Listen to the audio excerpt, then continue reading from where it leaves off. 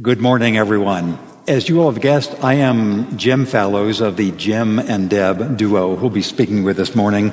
We could not be more excited, grateful, and honored than we are to join you in this series on building the beloved community. I want to thank Vice President Reese for his gracious introduction, President Worthen and Sister Worthen for having us here, and Devin Glenn for the introduction. Our job this morning, which we're going to do in alternation. I'm going to speak for a little while, then Deb will speak, and then I'll come back again, is mainly to give you reasons to feel some hope about the communities you're living in, the communities you will build, the nation you are part of, the world you will inhabit and shape. But before I even get to that, and before I lay out what we're going to discuss, I thought I might introduce you to who are some of these people you see around you. These are people with whom Deb and I have spent the last couple of years of our lives. They're features in our film, Our Towns, which came out on HBO last spring. And it's still on HBO Max in your copious spare time when you're not studying for midterms. You can get HBO Max. If you look on the upper side, that beautiful scene, the aquatic scene, that's from Eastport, Maine. Has anybody here ever been to Eastport, Maine? It is the furthest northeast community you can get in the United States. It's just before Canada. And there's a young man Deb is going to tell you about there named Elijah Bryce, who is deciding that this community he's going to remake, and his story is really dramatic. Below that, you see people in Riverside, California. Have anybody been to Riverside? It's in the Inland Empire of California. Those of you who know Riverside will know Redlands, the city where I grew up, right next to San Bernardino. This was now almost 2 years ago on the Martin Luther King Day parade in Riverside, and part of their commemorations of a city that is dealing and trying to prosper from the increasing diversification of its population. Next to them on the right, you find one of the most interesting experiments we saw around the country. This was in Charleston, West Virginia. Who has been to Charleston? Charleston, like West Virginia as a whole, is a community that has suffered declines of many sorts over the last half century. And one of the ways they are reviving the town is with a really innovative crew of having people who are felons in the state prisons, the people in the orange shirts, but who are craftsmen in construction and carpentry and cement work and all the rest, come out to rebuild homes in some of the distressed communities of town. They earn market wages. It is just something that rebuilds communities and also rebuilds people's lives. Above them is a scene in Columbus, Mississippi, which is a part of the Old South that is doing more than most other parts of the country in reckoning with America's racial past. Deb will tell you a little bit about that too. Immediately to my left, your right, you see a sign from the Lakota Santee, the Flandreau Santee Sioux reservation outside, it's outside Sioux Falls, South Dakota. And they were having a summertime gathering of many, many tribes. They are talking about how they were going to build their communities so that they could prosper in the long run. On the upper corner is one of the most memorable figures of our film, a man named Sky Sharp, who is a genuine cowboy outside Bend, Oregon. And below him, you see some of the family of a man named Adrian Bay Wright, a former NFL player for the Tampa Bay Buccaneers, who now runs in Charleston, West Virginia, a very popular community site. The reason I mention these people as prelude to getting to my actual pitch is that Deb and I have spent the last couple of years immersed with people around the country who are finding communities, building communities, and finding ways to deal in the troubles of some national and global politics and turmoil of the moment and building better worlds for their communities and their families and for the future.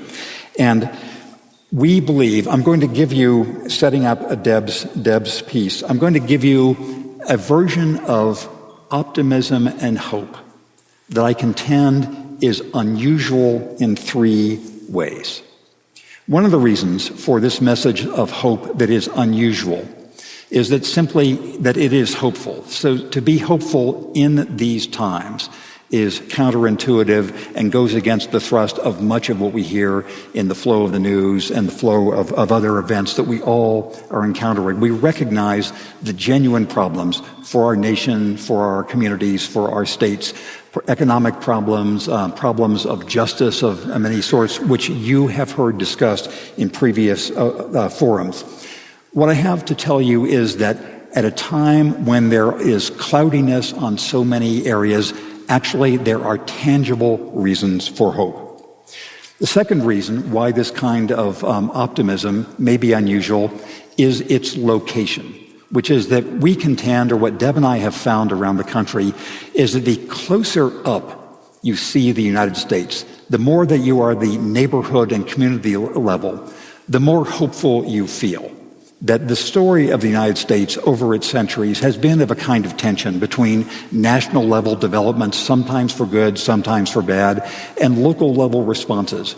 And at a time when national level problems have been so well known, we feel as if the local level is the place where you find things, most encouragingly. I'll give you one other analogy. You heard in this gracious introduction that Deb and I spent many years living in China. One of my views of China is that China often looks most imposing when you see it from a distance and can look most fragile when you see it up close. I'm going to contend that the reverse is true from the United States right now, that our problems are most evident from a distance and the sources of encouragement are most visible when you look up close. And finally, I'll say this kind of optimism is unusual in the distinction between two kinds of hopes or two kinds of positive feelings you can have. One of them is what I would call complacent optimism. That is the idea that things will get better. Just bide your time and things will improve. Sometimes that works out, sometimes it doesn't. The other kind of optimism that I'm going to try to give you examples of and encourage you for in your searches for communities is what I call conditional optimism. The idea that things could get better if everybody tries, if things go well, that there are ways in which progress could be made.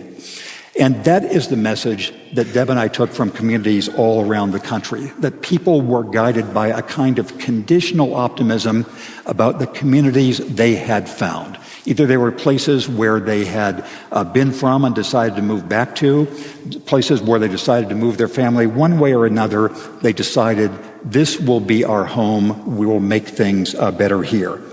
I'll tell you very briefly how we learned the things that we think we now know and some of the initial surprises. Then I'll try to set you up for the importance of the illustrations that Deb is about to give you. The way we learned these things is by spending most of the time between 2013 and 2017 traveling to smaller town America in our little propeller airplane, which we are very privileged to be able to use to travel. Our definition of smaller town America had two components. One is a place that wouldn't be in the news unless something bad had happened. If there were a flood or some kind of crime or some other thing that brought attention to the town. The other is, it's a town that had some kind of challenge. The mill had closed, there'd been other shocks, and people had some kind of difficulty they needed to deal with, some way they needed to invent their community.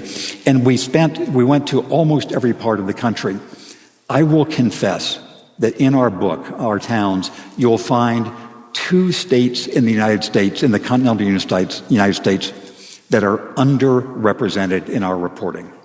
One of them is the state of Colorado, and the other is the state of Utah. And the reason is your mountains. Your mountains are ones we didn't want to fly into in our little plane. So you'll find us in Kansas. We were all over Kansas. We were all over Louisiana, the lower the ground level. And we saw around the country so many encouraging and common signs. We put together 10.5 signs of civic success. We have theories of the role that universities and community colleges played. But the main point that we had, and what I'm going to have as a setup for Deb, is that at just the time over the past decade That is through most of the conscious life of the students who are within the sound of our voice. The last decade, when so much of the national news has been of strife and of setback and of challenge and of reasons to lose hope, it's been a time of unusually just flourishing experimentation at the local level. You find experimentation in civic engagement. You find experimentation in kinds of schooling. You find experimentation in sustainability. You find experimentation in the looks of downtowns. That when people look, our contention is that when people look later on at this period in American history, the time when most of you who are students were in elementary school and going out on missions, many of you, and coming to college, a time of national strain seems to be leading to a time of great and under-publicized experimentation and renewal at the local level. And so the bigger picture, I would suggest to you, before turning this over to Deb in a moment, is that the story of America, essentially in every decade of its history, has been of crises that affect the nation, some of them more extreme, some of them economic, others cultural, but you name your decade, you can find some crisis for the United States, and creative response. And we know about the crises, and we often don't fully know about the creative response because so much of it is small town, so much of it is community, so much of it is local. And so if we recognize that the next decades of American life, of your young adulthood and your starting families, are of those two forces in tension with each other, the national level strains and the local level creativity and response, that is the challenge and the struggle that you all will be part of resolving. As you find your communities, as you build your communities, as you have your communities renew themselves and set examples for the nation as a whole and for the world. So that is my intro. Deb is now going to tell you about some of the specific creations and creators we have seen in these last few years around the country. I give you Dr. Deborah Fallows. Thank you. Thank you, Jim.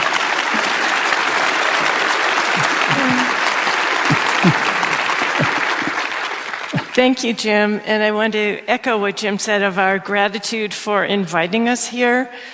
It's just been the two of us at home with each other for the last year and a half, so I cannot tell you how beyond excited we are to be here with all of you in your beautiful town, in your beautiful state, which we want to learn more about. We spent more than 5 years in that little plane traveling around the country to about 50 towns, and we ended up knowing about half of those in depth. We learned a lot from being in those different towns and have some perspectives to bring to you on what we found, the way people build a strong community. I want to talk about 3 of those different things. One is the public institutions in town. One is the public arts and the roles they play in the towns. And one is what we learned about you all, the next generation of what you all are going to bring to the fabric of these towns. First, I'd like to talk about one of the strongest institutions we found in almost every town we went, which was the public libraries. You know they are well expanded in their mission beyond bringing books and information to people. They have become real community centers and civic centers. And we know that that is the case in Provo, too, in your beautiful public library. So I want to talk about 3 different things that we found about what libraries do really well. One is that they build strong associations and collaborations in the civic fabric of the town. In Bend, Oregon, home of Sky Sharp, he's not the librarian, obviously, there was a new librarian in town who wanted to find out what people knew about his library, and he went out and did a survey and found they actually knew nothing about the library. So his mission was to send the librarians out into the community, call them community librarians, and have them join as many organizations as they could. The hospitals, the Rotary, the Chamber of Commerce, connect with the education in the schools, the museums, the historical societies. So these librarians went out and joined all these organizations and said, how can we work with you? And together they did better work in their community. They worked with the AARP in tax preparation. They worked with the Rotary in job resumes. The library offered the kind of support work in the place where those institutions could bring their people together and into a separate place. More recently, they've engaged with the legal communities and have something in bed called Book a Lawyer for people who have trouble with housing or with family issues, whatever it is, they can't afford a lawyer. They can go to the library. Same thing, you can book a nurse, 30 minutes with a health provider if you can't afford to go to health care of your own to get that kind of information. The business community came to help people learn how to do Etsy. In Nashville, they gave library cards to all the students. The point is that it's bringing the disparate parts of community together in a single place. Libraries, we also learned, are the go-to place as the second responders. You know who the first responders are. The second responders are the libraries. After the riots in Ferguson, Missouri, when the schools closed down, children could go to the library and have activities and even have classes there. In Long Island, when the hurricanes devastated so many homes, the library as well was closed, but the librarians went into the parking lot and helped still to do the story hours for the kids. And the point of all this was it was their effort to return normalcy to the towns after some kind of trauma. Same thing in Houston, when the floods closed so many people out of their homes, the library said, come here, we are open, we are here to help you. The third thing that libraries do so well is that they are, as we know, a place of trust. They're a place where there is no judgment practiced. This is really important as a place of learning. One of the most difficult things, which is hard for all of us here to imagine, is becoming an adult and not knowing how to read. Literacy programs are the most adult literacy, teaching adults to read. It's a hard thing to go in and say, I don't know how to read. But as a place of trust, you can go to the library, and in Jim's hometown of Redlands, California, the adult literacy program is the biggest program they have in the entire library. Similarly with basic skills, people saying, I don't know how to use a smartphone. They can go into the library and learn how to use computers and cell phones and things like that. And then on the more creative side, the libraries are open for people who want to start businesses or really creative entrepreneurial people to use their maker spaces. Similarly, they're a place that kind of flattens out the society for the most vulnerable people, inviting in the immigrants to run through the ropes of getting their citizenship papers, or for the homeless to provide a place to stay during the day or the services they need to get through their lives. In some, I think it's above the door of the Columbus, Ohio Public Library's huge sign etched in granite that says open to all. And that is really the sense that public libraries bring to the strength of their community as institutions. So if the public institutions like the libraries bring people, knit people together, there is another institution, which is the public arts, which knits time together for the communities, helps people get a sense of where they came from, their history, where they are now, and answer the questions of who they want to be, where they want to go in the future. We saw the public arts on display everywhere, and certainly you have them all over your university, which is such a gift and such a pleasure. Reminding people of the history of their towns is part of what makes them strong and connected to their towns. Sculpture walks are a big one. In Greenville, South Carolina, no picture of Greenville, but Riverside, South Carolina has its sculpture walks. In Greenville, it's all about the history of the individuals who founded their town.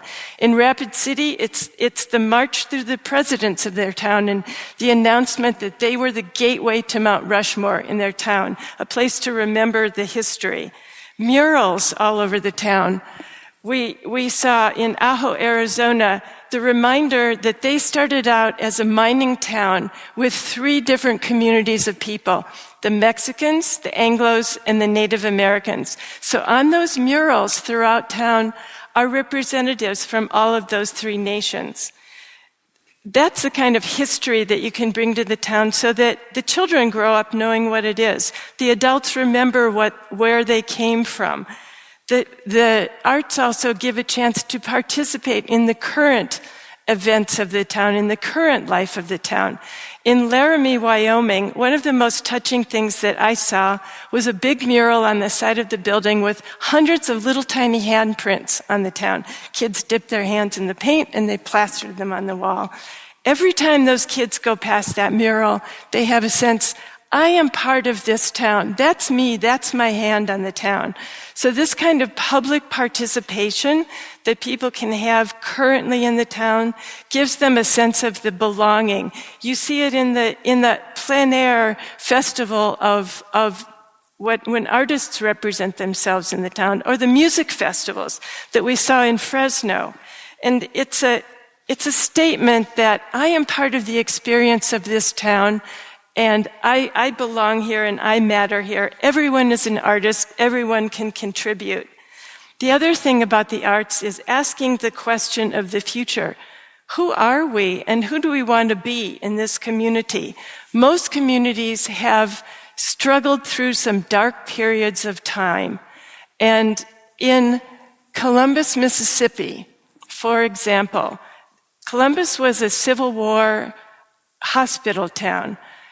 And now it's a town of black people and a town of white people, and the race relations are something that they have had to live through and try to come through. What's happened in that town is that the public school have reenactments of Civil War era everyday life in the town that brings together the audience of the African Americans and the whites in the town, not only to remember their history, but to talk through the difficulties that they're going through now or have been through recently, to make themselves a part of that history of the town and to reckon with their pasts and to see where they are going. We've seen that in a number of towns we've been to. This kind of public reckoning with the dark periods of their past. In Greenville, South Carolina, there was an artist in the town who kind of summed this up in a way that really struck my heart. He said, "We want to show you through our public art in town and let the world know that there is a town in South Carolina that cares for the human spirit." Yesterday, Jim and I had the opportunity to go to Professor Yamada's class. Anybody here who was in that class? Yay, okay, friendly faces, thank you. We learned about the tea ceremony in Japan and a lot about the rituals and the importance of rituals in town. One of the attributes that was brought out in the class yesterday was that the rituals are a way of transporting you from the busyness of everyday life to a different perspective to look at your life. And to me, that's something that translates really well into what the public arts do for communities. They take you out of the busyness of your everyday life and give you a way to think of your town and your community from a different and deeper and less harried experience. So now we're on to you, the third thing that I want to talk about. Every town that we went to, one of the main topics was, how do we keep the young people in town? How do we engage them with what's going on in the town? How do we let them see the opportunity of what they can do and the responsibilities they have when they come back to this town?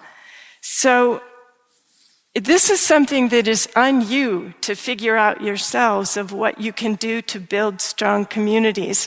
A few things that we have observed are, I would say the most is to think of engaging in something where you find your passion. And this is the story of Elijah Bryce. We were in Eastport, Maine when he was a high school senior. During his summers, he was a lobsterman. That's Elijah on his lobster boat. He loved lobstering. He loved his hometown community. But he was also very aware that climate change meant that all those lobsters he was catching were going to swim north in the next couple of years and there would be no lobster industry. So he decided that he would kind of combine these three passions and figure out how to help this town both survive economically and how he could be a part of it. So he went to school, he learned how to build boats, which is what he's doing now. He learned about climate change and what kind of fishery or aquatic industry could survive in the town. And he's now determined to be an entrepreneurial presence in the town in the new kelp farming industry. So that plus the environment, the boat building, the fishing, the kelp, and being part of that community is a way that he is really bringing the youthful energy and future to his hometown of Eastport. That's a big ask for young people. You're thinking, what can I possibly do to match up to Elijah Bryce? It starts small. We've seen in Washington, D.C., in the next door county, it's just like in the libraries in Bend, Oregon, or everywhere else, go out and join things. Be part of your community. Learn to find your voice there and to do what you can. In Montgomery County, next to Washington, D.C., there's a student representative on the county school board. In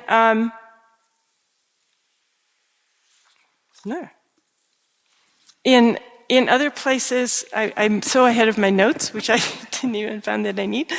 We found in Redlands, in Jim's hometown, there was a young kid who was at the University of Redlands at the time, and he built up the radio station now there. He has now come back after a few jobs to be the head of the Chamber of Commerce in Redlands. He's 28 years old.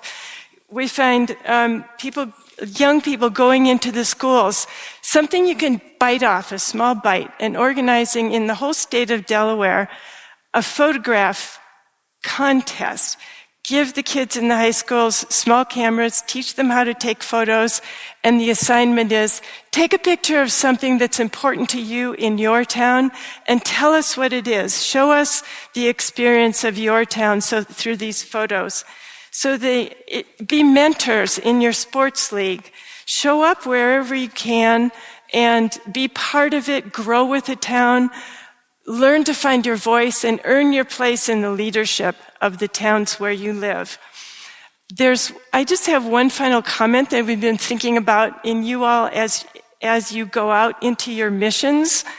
It's really such an opportunity. You have a secret weapon that other people your age don't have. You are going into your calling in these communities and having the opportunity as an outsider to see what makes them work. What are the keys here? Who are the people who are making these towns grow and what are they doing? Those are lessons you can bring back to your communities and your life and apply to wherever it is you end up living to build the strength of your communities. So we applaud you, we thank you for letting us come here, and we encourage you because you're the hope for all of us. Jim.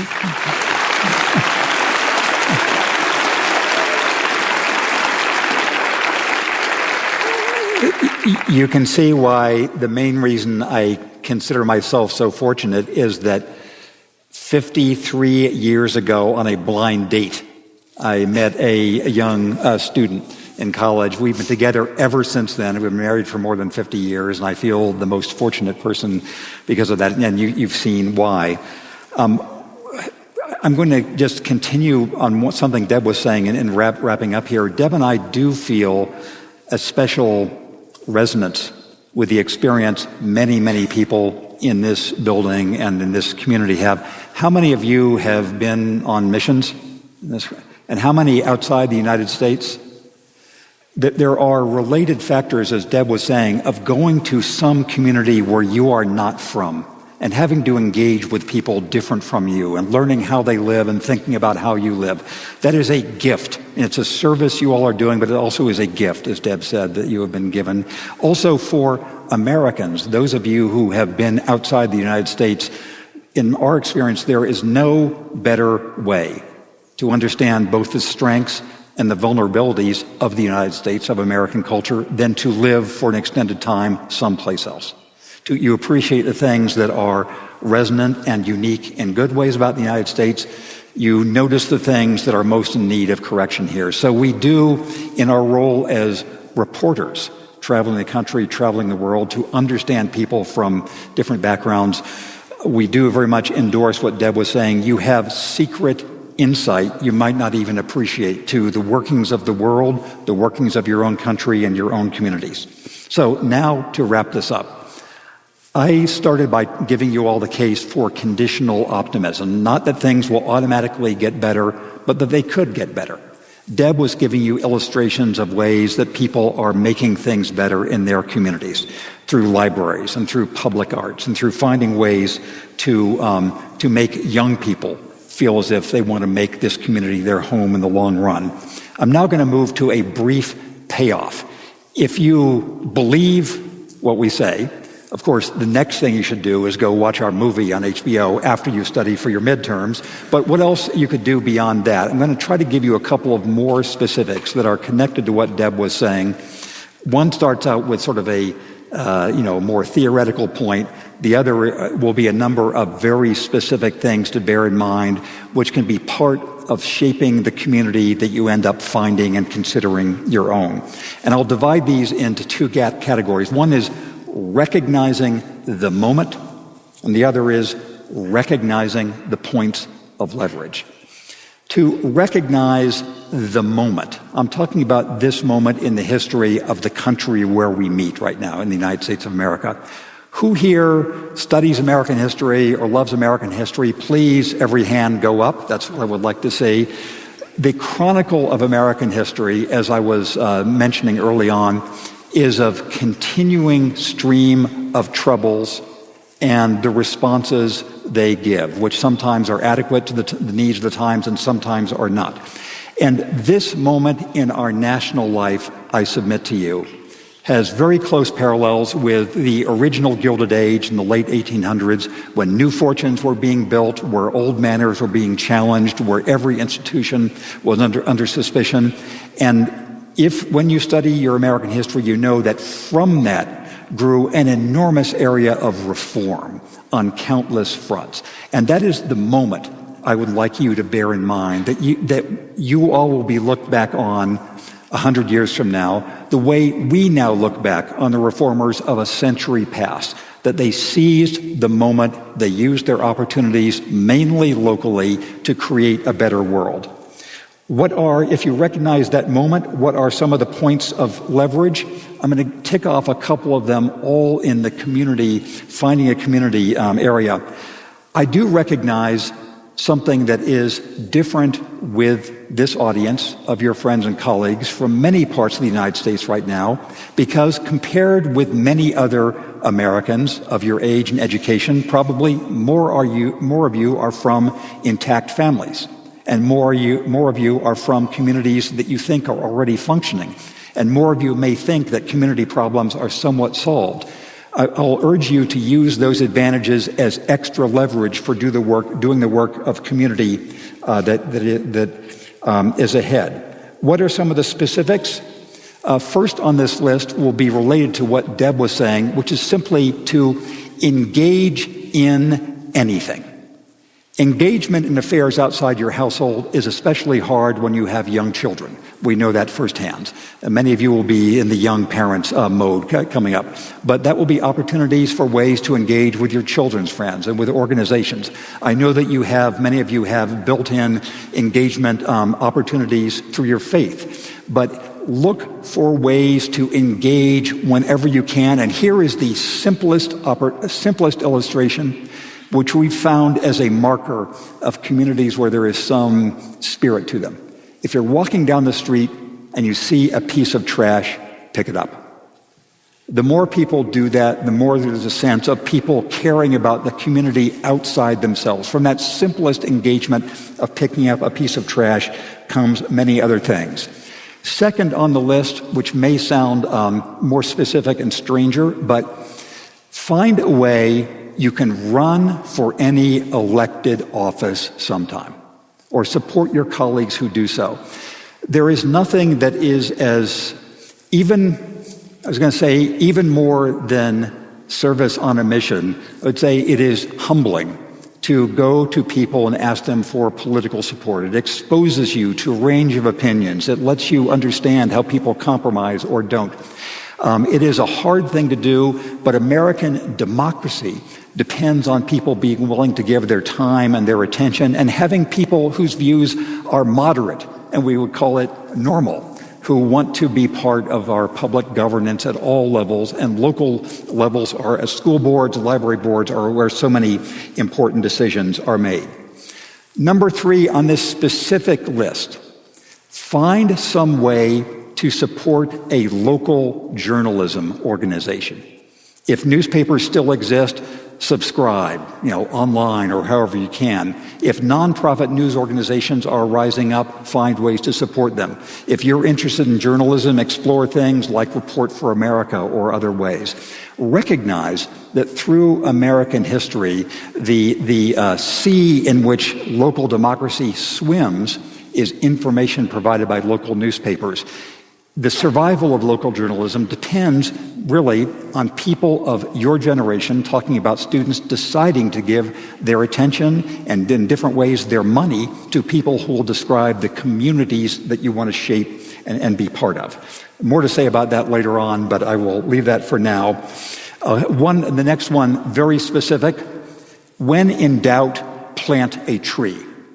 The idea is that any way that the steps towards sustainability need to be at the global level, but at the local level, there's tremendous leverage. Tree planting is a proxy, both for its own effects on the community and for the larger way in which makes people think about their world. And the final thing I'll urge you to do in finding your community is think about what would make somebody who is different from you want to move there.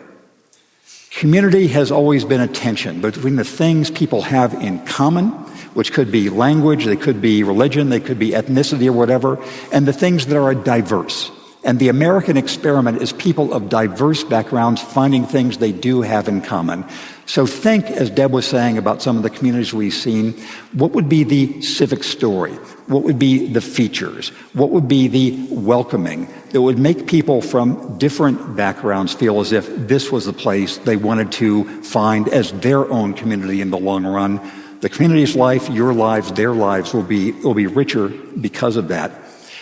I'm going to close by mentioning one item of recent history that I think illustrates the moment we are in, precisely because it has gotten so comparatively little attention. When people look back on the year 2022, there are many things that are now on our minds that they will note. The effects of the pandemic and the way we have all had to deal with it. The fractures in politics in this country and other parts of the world, military tensions around the world, efforts to deal with sustainability issues. And all of these things are in the headlines, and they should well be. But there's something that, as far as I can tell, has not been in any major newspaper for the last week or two that certainly will lead all the science books that are writing about our time, and probably will mark many of the histories, which is the launching of the Webb Space Telescope, which was launched successfully on Christmas Day, as you recall, and has just in the last 3 days sent back some of its first pictures from deep space. Why do I mention this? Because there was a community that was created to have this phenomenal engineering and scientific achievement. It was U.S. and it was international. It was universities and it was governments and it was companies. It was engineers and it was scientists. And they made a difference in all of humanity's understanding of where it came from, where it is going. And this is an age of marvels in many ways. I mention the Webb Space Telescope because that is one extreme, something that will be countless light years away that happened during our time without most of us even noticing it. But at the same time, things very locally are happening that you all can be part of as you find the community that you want to call your own and pour your heart and your intelligence and your effort and your vision into creating that beloved community. Thank you very much.